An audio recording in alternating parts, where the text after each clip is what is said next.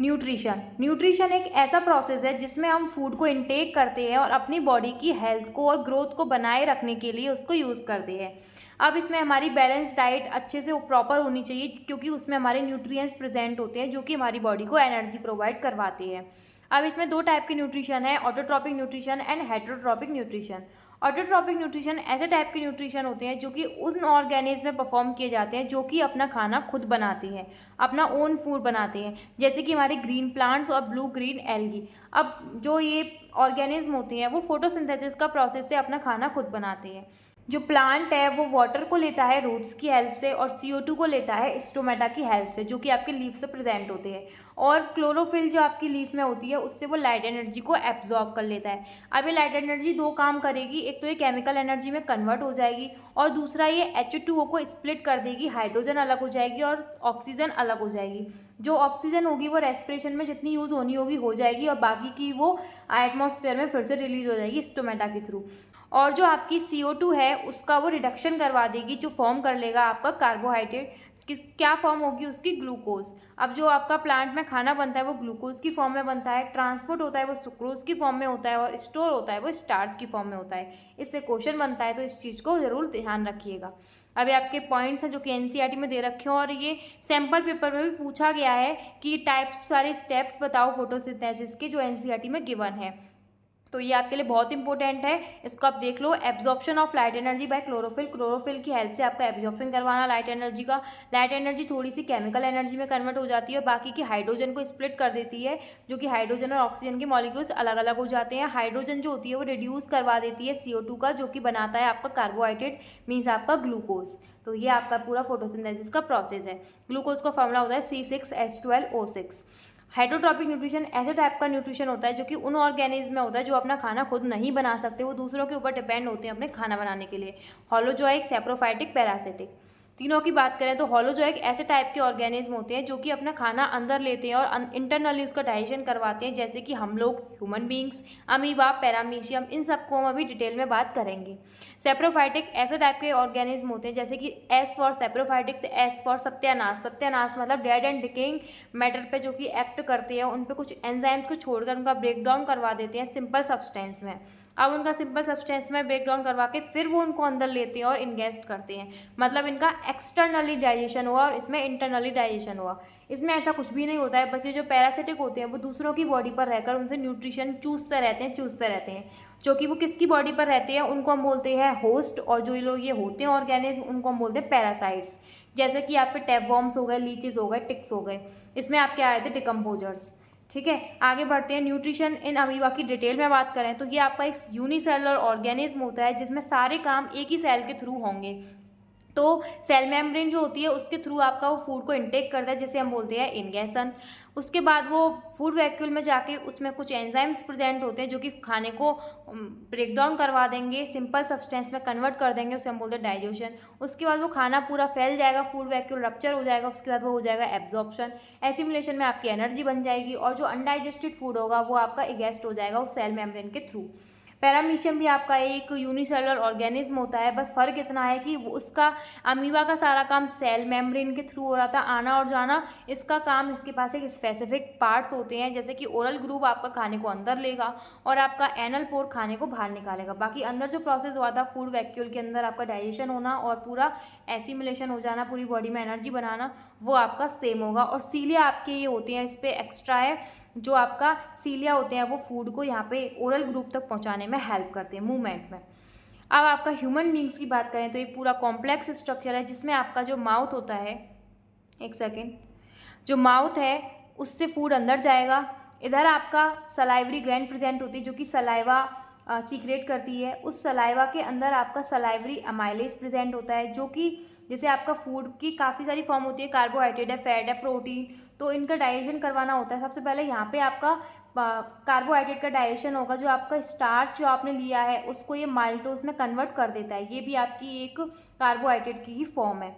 ठीक है, उसके बाद खाना ईसोफेगस से ज़्यादा पेरिस्टेटिक मूवमेंट के थ्रू स्टमक में आपके 3 टाइप के सीक्रेशन होते हैं, पेप्सिन, HCl, और आपका यहाँ पे होता है म्यूकस।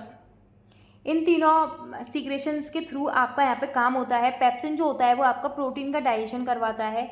HCl जो होता है बैक्टीरियाज को किल करता है और खाने को एसिडिक बनाता है। प्लस आपकी ये आपकी इनएक्टिव फॉर्म में प्रेजेंट है, पेप्सिनोजन की फॉर्म में प्रेजेंट है, जिसको पेप्सिन में कन्वर्ट करने का काम भी HCl का होता है। और म्यूकस आपका इस HCl से स्टमक की वॉल को प्रिवेंट करता है, क्योंकि HCl एक भयानक एसिड होता है।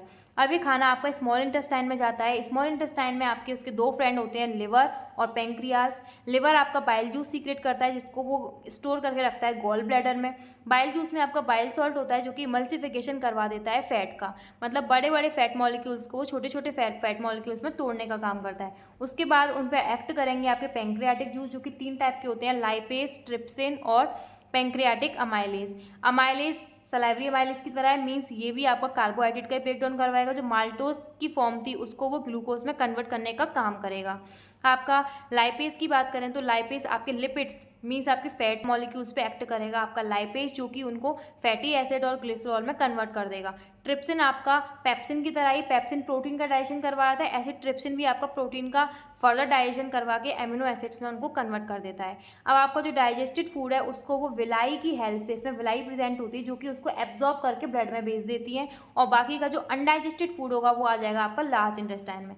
लार्ज इंटेस्टाइन में भी आपकी विलाइज प्रेजेंट होती हैं जो कि वाटर का रीअब्जॉर्प्शन करवा लेती हैं, और यहाँ पे आपका उसका एब्जॉर्प्शन होकर अब वो सॉलिड वेस्ट बन चुका है, जो कि आपका रेक्टम में कुछ टेम्परेरी कुछ टाइम के लिए आपका स्टोर रहता है, और फिर आप उसको एनस के थ्रू उसको बाहर निकाल देते हो। तो ये था आपका ह्यूमन बींग्स के अंदर न्यूट्रिशन का अब आप पढ़ते हो रेस्पिरेशन। रेस्पिरेशन में आपका ये पूरा आपका डायग्राम है जो कि आपका यहाँ पे आता है, आपको पढ़ना है नेसल कैविटी। नेसल कैविटी आपका पूरी नेसल कैविटी, यहाँ पे कुछ नेसल हेयर्स प्रेजेंट होते हैं, म्यूकस प्रेजेंट होता है जो कि डस्ट पार्टिकल्स को यहाँ पे ट्रैप करने में हेल्प करते हैं। ये आपका फेरेनिक्स, ये आपका लैरिंक्स जिसे हम वॉइस बॉक्स भी बोलते हैं। ये आपका है ट्रैकिया जिसे हम विंड पाइप बोलते हैं, जिसपे कार्टिलेज की रिंग्स प्रेजेंट होती हैं जो कि कंटिन्यूस नहीं होती, डिसकंटिन्यूस होती हैं, आगे आगे पीछे की साइड वो नहीं है, ताकि ये जो कोलैब ना हो, ये टूटे ना। उसके आगे आप देखोगे डिवाइड हो जाएगा 2 जगह, इसको बोलते हैं ब्रोंकाई, और जो ये फर्दर डिवाइड हुआ है उसको हम बोलते हैं ब्रोंक्यूल्स। और आगे जो आप देख रहे हो गुच्छा टाइप अंगूर के गुच्छे दिख रहे हैं, इनको बोलते हैं एल्वेलाई। यहीं पे आपके गैसेस का एक्सचेंज होता है, ऑक्सीजन अंदर लेते हैं और CO2 को हम बाहर निकाल कर एक्सेल कर देते हैं। ये पूरा ब्रीथिंग का प्रोसेस होता है जिसमें आपका हम CO2 को बाहर निकाल देते हैं बॉडी से और ऑक्सीजन को अंदर लेते हैं। ये था आपका ब्रीथिंग, ठीक है। रेस्पिरेशन की बात करें तो इसमें आपका सबसे पहले होता है ग्लाइकोलाइसिस का प्रोसेस, ग्लाइकोलाइसिस, जिसमें आपका ग्लूकोज जो होता है वो 6 कार्बन मॉलिक्यूल होता है, वो 3 कार्बन मॉलिक्यूल्स में टूट जाता है, जिसको हम बोलते हैं पायरोवेट। पायरोवेट में वो 2 पायरोवेट में टूट जाता है। अब रेस्पिरेशन में आपके टाइप्स की बात करें तो एक आपका होता है एरोबिक रेस्पिरेशन, एक आपका होता है एनारोबिक रेस्पिरेशन। एरोबिक रेस्पिरेशन में आपकी ऑक्सीजन की प्रेजेंस होती है, और एनारोबिक रेस्पिरेशन में ऑक्सीजन की प्रेजेंस नहीं होती है तो बहुत कम होती है, लैक होती है, ठीक है। तो ये आपके 2 टाइप होते हैं, इसका आपका एक ही टाइप होता है। सो डिटेल में बात करें तो तीनों में ग्लाइकोलाइसिस तो ज़रूर होगा। जो आपका ग्लूकोज है 6 कार्बन मॉलिक्यूल है वो 3 कार्बन मॉलिक्यूल में टूट जाएगा। इसके बाद आपका जो ऑक्सीजन है उसकी एब्सेंस है, मतलब ईस्ट सेल में ये होता है, एनारोबिक रेस्पिरेशन का टाइप है, जिसमें आपका ये पायरुवेट क्या करेगा, इथेनॉल बनाएगा, अल्कोहल की फॉर्म होती है, CO2 भी बनाएगा क्योंकि ये 2 कार्बन है तो एक CO2 बना लेगा ये, और एक एनर्जी बनाएगा, मतलब एक ATP मॉलिक्यूल बनाएगा, सिर्फ एक ही बनाएगा, ठीक है। समझ गए। यहाँ पे 2 क्यों लिखा हुआ है, क्योंकि 2 पायरुवेट बनते हैं तो एक पायरुवेट एक CO2 बनाएगा तो दूसरा भी 2 CO2 बनाएगा, 2 इसमें ATP की मॉलिक्यूल्स बनते हैं टोटल। लैक ऑफ ऑक्सीजन यानी कि आपकी मसल सेल्स में होता है, ये भी एनारोबिक रेस्पिरेशन का टाइप है। यहाँ पे भी कंप्लीट ब्रेकडाउन नहीं हो पाएगा ग्लूकोज का, क्योंकि यहाँ पे ऑक्सीजन की प्रेजेंस नहीं है। ये दोनों आपके साइटोप्लाज्म में ही होंगे और ये वाला आपका माइटोकॉन्ड्रिया के अंदर होगा, ठीक है। अब जो यहाँ पे लैक्टिक एसिड प्रेजेंट होता है ये 3 कार्बन मॉलिक्यूल होता है, तो यहाँ पे CO2 नहीं बनेगी, यहाँ पे बन रही थी, यहाँ पे नहीं बनेगी, यहाँ पे सिर्फ एनर्जी बनेगी। यहाँ पे भी एक ATP मॉलिक्यूल बनेगा और आपका एक इससे बनेगा, 2 पायरुवेट बनते हैं तो दूसरा पायरुवेट भी एक और बना लेगा, तो यहाँ पे भी 2 ATP मॉलिक्यूल्स आपके टोटल फॉर्म होंगे। प्रेजेंस ऑफ ऑक्सीजन यानी कि एरोबिक रेस्पिरेशन है, ये आपका माइटोकॉन्ड्रिया में होता है, क्योंकि जो ऑक्सीजन है वो आपके माइटोकॉन्ड्रिया में इनकी एंट्री करवा देती है, और यहाँ पे कंप्लीट ब्रेकडाउन हो जाएगा आपके इस पायरुवेट का। तो यहाँ पे आपकी CO2 भी बनती है और H2 भी बनती है और एनर्जी भी बनती है। एक पायरुवेट आपका 19 ATP मॉलिक्यूल्स का फॉर्मेशन करता है और टोटल आपके दोनों मिला के आपके 38 ATP मॉलिक्यूल्स का फॉर्मेशन करते हैं। आई होप ये वाली चीज़ आपको समझ में आ गई होगी। ट्रांसपोर्टेशन की बात करें तो आपका ब्लड हमारे बॉडी में होता है, जो कि हमारा ट्रांसपोर्टेशन करवाने में बहुत बड़ा रोल प्ले करता है। इसके आपके 4 कॉम्पोनेंट्स होते हैं, प्लाज्मा, WBCs, प्लेटलेट्स और RBCs। प्लाज्मा आपका एक ऐसा लिक्विड पार्ट होता है जिसमें आपके सॉल्ट्स हैं, ग्लूकोज हैं, एमिनो एसिड्स हैं, विटामिन है, यूरिया है, प्रोटीन है, फैट्स हैं, इन सबको ये कंटेन करता है और इसी में आपके ये ब्लड सेल्स हैं ये पाए जाते हैं। WBCs की बात करें तो ये आपके इम्यून सिस्टम को बनाए रखते हैं, जो कि आपके डिशुम करते हैं फॉरेन बॉडीज से। प्लेटलेट्स आपकी क्लॉटिंग फैक्टर्स होती हैं, जो कि आपकी क्लॉटिंग में हेल्प करती हैं। जब ब्लड आपका लॉस हो जाता है, आपको कहीं कट लग जाता है तो वहाँ पे आपका ब्लड लॉस होने लगता है, तो उसको थोड़ी देर बाद आपने देखा होगा अपने आप रुक जाता है ब्लड, तो उसको कौन हेल्प कर रही होती है? हमारी प्लेटलेट्स उस ब्लड को वहाँ पे ही क्लॉट कर देती हैं, रोक देती हैं। RBCs आपको पता ही है, रेड ब्लड सेल्स, जिनके पास हीमोग्लोबिन होता है, जो कि आपका ऑक्सीजन का ट्रांसपोर्ट करवाता है। आई होप ये कंपोनेंट्स आपको समझ में आ गए होंगे। अब ये ब्लड आपका बह के किसके अंदर जाता है? तो आपकी ब्लड वेसल्स में ये ब्लड बहता है, आपकी आर्टरीज, वेन्स और capillaries. A for arteries, A for away from the heart. Heart से ब्लड को दूर ले जाने का काम आर्टरीज का होता है और टूवर्ड्स दी हार्ट, हार्ट के पास ले जाने का काम आपका वेन का होता है और कैपिलरीज आपकी इन दोनों को जोड़ने का काम करती हैं। अब आपका यहाँ पे हार्ट का डायग्राम पढ़ते हैं तो हार्ट के आपके 4 चैम्बर होते हैं, right atrium, right ventricle, left atrium, left ventricle. और अब यहाँ पे बॉडी सेल्स हैं, मैंने बताया था ये बच्चों के घर होते हैं। ये आपके हार्ट है आपका, ये स्कूल है और ये आपकी लाइब्रेरी है। अब बच्चों को घर से लेकर कौन जाएगी? आपकी वेन जाएगी, इसको हम बोलते हैं वेना कावा। तो ये आपकी कहाँ पे जाएगी? सबसे पहले हम बच्चों को स्कूल भेजेंगे तो हम कोई सही काम कर रहे हैं, तो ये इसको कहाँ लेके जाएगी? राइट एट्रियम में। राइट माने सही, तो सही जगह इनको लेके जाएगी। राइट एट्रियम से वो नीचे गिर जाएगा। वॉल्व्स यहाँ पे प्रेजेंट होती है, यहाँ पे ट्राइकस्पिड, यहाँ पे बाइकस्पिड। बाइकस्पिड को हम मिट्रल वॉल्व भी बोलते हैं, यहाँ से क्वेश्चन बनता है। राइट वेंट्रिकल में ब्लड चला जाएगा। इसके बाद ये away from the heart, A for away from the heart और A फॉर स्कूल से आना। अब स्कूल से बच्चे आएंगे या फिर स्कूल से कहीं भी बाहर निकलेंगे, लाइब्रेरी में जाएंगे, तो उनको कौन ले जाएगी? हमारी आर्टरी ले जाएगी, जिसे हम बोल रहे हैं पल्मोनरी आर्टरी। ये लंग्स तक ले गई। अब लाइब्रेरी से फिर से स्कूल में आ रहा है तो वो कौन लेके जाएगी? स्कूल की वैन लेके जाएगी। तो V फॉर वैन और V फॉर पल्मोनरी वेन। तो यहाँ पे भी लेफ्ट एट्रियम में बच्चों को लेकर आएगी। अब लाइब्रेरी से लेके आइए तो लेफ्ट एट्रियम में लेके आएगी। अब बच्चे पढ़े लिखे हो गए हैं तो लेफ्ट वेंट्रिकल से जाएंगे और बच्चों को घर लेकर आएगी। A for artery, A for away from the heart और A फॉर घर लेकर आएगी। तो कौन लेकर आएगी? एओर्टा लेके आएगी। A for artery, A for aorta. ठीक है, तो बच्चों को घर ले आएगी। ये पूरा आपका हार्ट का डायग्राम था। आई होप आपको इस चीज़ से बेटर समझ में आया होगा। ट्रांसपोर्टेशन इन प्लांट्स की बात करें तो आपका जाइलम और फ्योलम इसको करवाते हैं। ये आपका 1 वे होता है और ये आपका 2 वे होता है। मीन्स आपका ये सिर्फ ऊपर जाएगा लीव्स तक, पानी का पहुंचाएगा और मिनरल्स को पहुंचाएगा, जिसमें आपकी हेल्प करते हैं जाइलम वेसल्स और जाइलम ट्रैचिएट्स। और यहाँ पे आपका फ्योलम होता है, जो कि फूड का ट्रांसपोर्ट ऊपर भी करवाना है और नीचे भी करवाना है। अब लीव्स में कौन हेल्प करता है? इसमें कंपेनियन सेल्स होते हैं। वो क्या होते हैं? जैसे आपकी लीफ है, यहाँ पे आपके कंपेनियन सेल है, यहाँ पे आपका फ्योलम है। अब ये लीव्स में खाना बनेगा वो आपके कंपेनियन सेल को देंगे और ये आपका फ्योलम को देगा और ऐसे करके ट्रांसपोर्ट करवा देगा। आई होप ये वाली चीज़ आपको समझ में आ गई होगी। अगर कोई चीज़ समझ में नहीं आई तो आप मुझे कमेंट बॉक्स में पूछ सकते हो। रिवीजन है, रैपिड रिवीजन है, तो ऐसी जल्दी जल्दी चलेगा।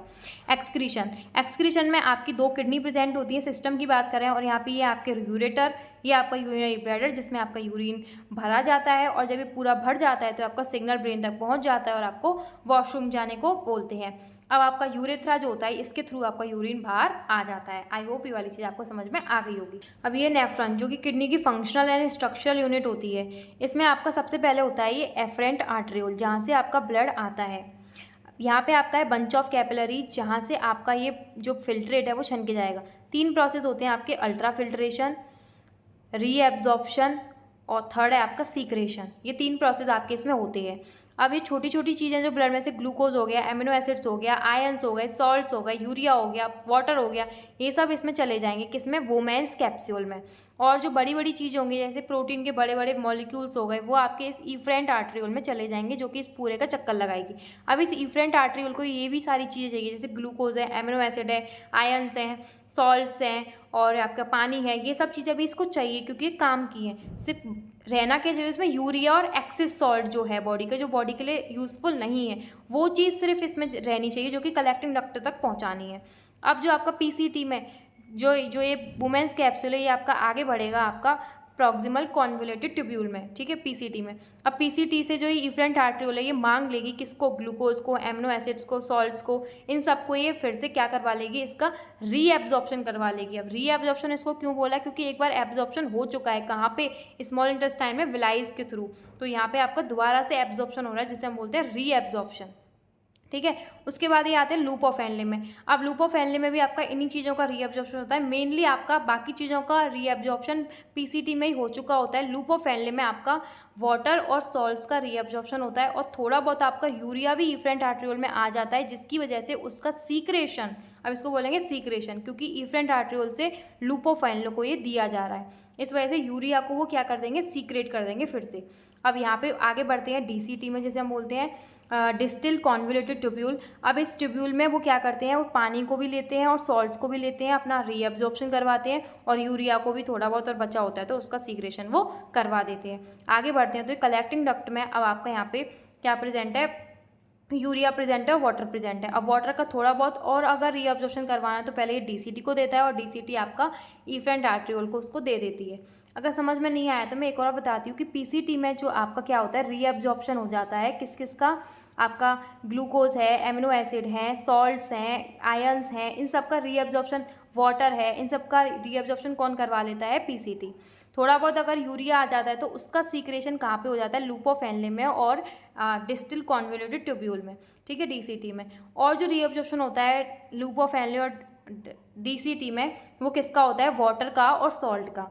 अब बाकी का जो वो यूरिया है, अब उसमें यूरिया प्रेजेंट है और वाटर प्रेजेंट है, वो आपका कलेक्टिंग डक्ट में चला जाता है और यहाँ पे आपका काफ़ी सारा पानी का रीअब्जॉर्प्शन होने के बाद भी आपका यूरिया में 95% आपका वाटर ही प्रेजेंट होता है, बाकी का आपका एक्सेस सॉल्ट और यूरिया प्रेजेंट होता है आपके यूरिन में। वो आपका यूरिनरी ब्लैडर में भरा जाएगा और यूरेथ्रा के थ्रू आपका बॉडी से बाहर निकल जाएगा। आई होप ये वाला आपको लेक्चर समझ में आया होगा। अगर आपको अभी भी कोई डाउट है तो आप मुझसे कमेंट बॉक्स में पूछ सकते हो। Thank you.